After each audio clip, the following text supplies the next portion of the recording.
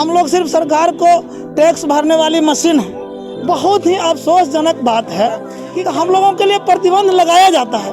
अभी हम मौजूद हैं राजधानी पटना स्टेशन के बगल में टाटा पार्क ऑटो स्टैंड के पास। यहाँ ये जानने आए हैं कि टेम्पू वाले जो अलग ऑटो चालक वाले जो लोग हैं उन लोग को रियायत आखिर कब तक दिया जाएगा, क्योंकि जो लगातार जो रियायत मिल रही थी वो दुकानदारों को मिल रही थी, लेकिन ऑटो वाले जो चालक हैं उन लोग को पे रियायत क्यों नहीं, उन लोग पे ध्यान क्यों नहीं सरकार के द्वारा रखा गया।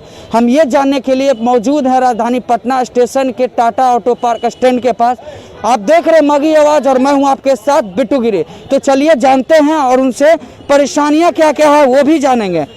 पहले तो बताइए आपका नाम क्या है? मेरा नाम पप्पू यादव है। हम ऑटो रिक्शा चालक संघ अध्यक्ष हैं। अभी जो आप हमसे जानने के लिए आए हैं कि आप लोगों को क्या रियायत दी जा रही है, सबसे बड़ी बात है कि जो ऑटो चालक हैं गवर्नमेंट के नज़र में, हम लोग सरकार के नज़र में ऑटो चालक नागरिक है ही नहीं बिहार का।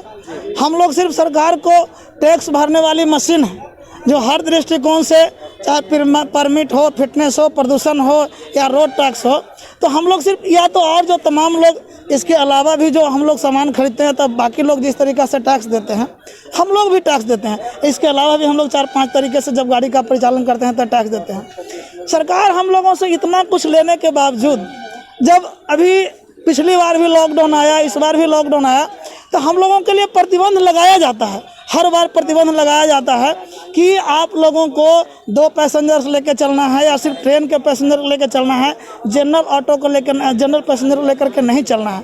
तमाम तरीके के प्रतिबंध, तमाम तरीके के कानून, हर तरीके के गाइडलाइन हम लोगों को फॉलो करने का इंस्ट्रक्शन दिया जाता है। लेकिन बहुत ही अफसोसजनक बात है कि कभी भी हम लोगों के लिए सरकार के तरफ से कोई भी रियायत जैसी बात आज तक नहीं हुई कि भाई पिछली बार भी इतना लंबा लॉकडाउन चला, इस बार भी लॉकडाउन है, हम ऑटो चालकों को भी ये बेनिफिट दें, उनको भी किसी प्रकार से आर्थिक मदद दें। हम लोगों ने पिछली बार भी चिल्लाया, इस बार भी चिल्लाया, लेकिन हम लोगों को नहीं मिला। आम नागरिकों के लिए तो सरकार के लिए घोषणा भी आता है कि इन लोगों के लिए राशन दिया जाएगा, मुफ्त में राशन दिया जाएगा। हम लोगों को तो राशन के नाम पर पिछली बार भी दौड़ाया गया। हम लोगों ने फॉर्म भरा, सरकार के ऑफिस के चक्कर काटे, बार बार आश्वासन दिया गया और आश्वासन देने के नाम पर फिर जो है वहाँ से भगा दिया गया।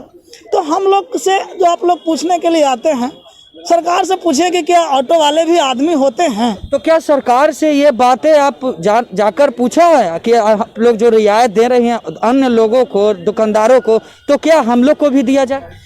हम लोगों को अभी तक कोई रियायत नहीं दी गई। दुकानदारों को कहा गया कि 10 बजे के बाद अब आप 2 बजे तक दुकान खोल सकते हैं, लेकिन हम लोगों को यह नहीं कहा गया कि नहीं आप लोग भी गाड़ी का परिचालन कर सकते हैं, जनरल पैसेंजर भी आप 2 को बिठा सकते हैं। नहीं, आज तक हम लोग उसी ट्रेन के पैसेंजर को लेकर चलने के लिए बाध्य हैं, 2 को पैसेंजर लेकर चलने के लिए बाध्य हैं। अब जो नया गाइडलाइन आया कि नहीं आप जो है 5 बजे तक दुकान खोलेंगे या ऑफिस 50% क्षमता के साथ ऑफिस खुलेगा, लेकिन फिर भी यहाँ भी ऑटो चालकों को यहाँ भी किसी प्रकार का कोई गाइडलाइंस नहीं आया। हम लोग तो हमेशा कन्फ्यूजन में रहते हैं कि हम लोगों को क्या करना है। हम लोगों को ना कोई निर्देश आता, सिर्फ प्रतिबंधित कर दिया जाता है, आपको ये काम नहीं करना है। करना क्या है ये कभी नहीं बताया जाता है कि आपको क्या करना है, आपको नहीं चलाना है।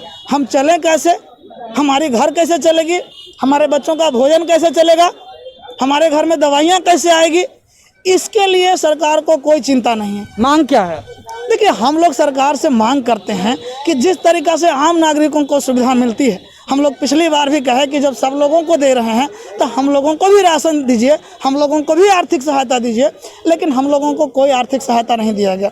पिछली बार भारत सरकार का गाइडलाइन आया था कि आपको जो है टैक्स लॉकडाउन पीरियड में टैक्स नहीं लगेगा, लेकिन इस बार उस तरीके का भी कोई इंस्ट्रक्शन नहीं आया। तो इस बार भी हमारे सारे लोग टैक्स भी पे कर रहे हैं, गाड़ी भी खड़ी है। तो गवर्नमेंट बिहार सरकार से हम लोग ये मांग करते हैं कि हम लोगों को भी आर्थिक सहायता दिया जाए, हम लोगों को भी राशन दिया जाए। हम लोग भी इस लॉकडाउन से, हमारा परिवार भी टूट गया है, हम लोग भी हिम्मत हार चुके हैं, हम लोग भी मरणासन स्थिति में हैं। हम लोगों को भी आर्थिक सहायता दीजिए, हमें भी राशन दीजिए, हम लोग भी टैक्स पेयर हैं, हम लोग भी गवर्नमेंट को सपोर्ट करते हैं, आपको सहायता देते हैं।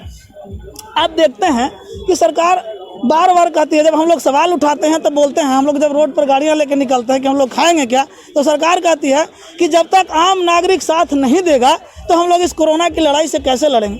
हम सरकार से पूछना चाहते हैं कि क्या आम नागरिक के बलबूते पर, सिर्फ गरीबों के बलबूते पर ही आप इस कोरोना से लड़िएगा? आप हर गरीबों को, ऑटो चालकों को आप बंद कर देते हैं, उसकी कमाई बंद कर देते हैं। आप अपने मंत्री का, आप अपने विधायक का, आप इतने बड़े बड़े अधिकारियों का जिनका सैलरी 70,000, 80,000, लाख, 1.5 लाख है, विधायकों का उतना बड़ा वेतन है, आप उनका तो वेतन, उनकी कमाई तो कभी आपने नहीं रोका। आप गरीब लोगों की कमाई को बंद कर देते हैं, ऑटो चालकों की कमाई को बंद कर देते हैं। कहीं ना कहीं जो सरकार है वो आप लोग पे ध्यान नहीं दे रहा, तो आप लोग को साफ तौर पे कहना है कि जो रियायत अन्य लोगों को दिया गया है तो आप लोग को भी दिया जाए। बिल्कुल, हम लोगों को भी रियायत दिया जाए।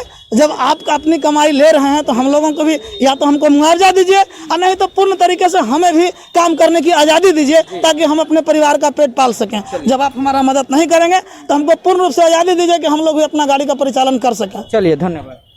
इनका साफ तौर पे कहना है कि जो रियायत अन्य लोगों को जैसे दुकानदारों को दिया गया है, हम लोग पे भी दिया जाए। हम राशन पानी जो भी सुविधाएं हैं वो मुहैया कराया जाए। हम लोग को तो आज तक कभी भी, जितने भी लॉकडाउन आया उस लॉकडाउन में आज तक कभी भी देखा ही नहीं गया। तो फिलहाल खबरों के लिए बने रहिए और हमारे चैनल को सब्सक्राइब, शेयर, लाइक नहीं किया तो जल्द से जल्द कर ले। धन्यवाद।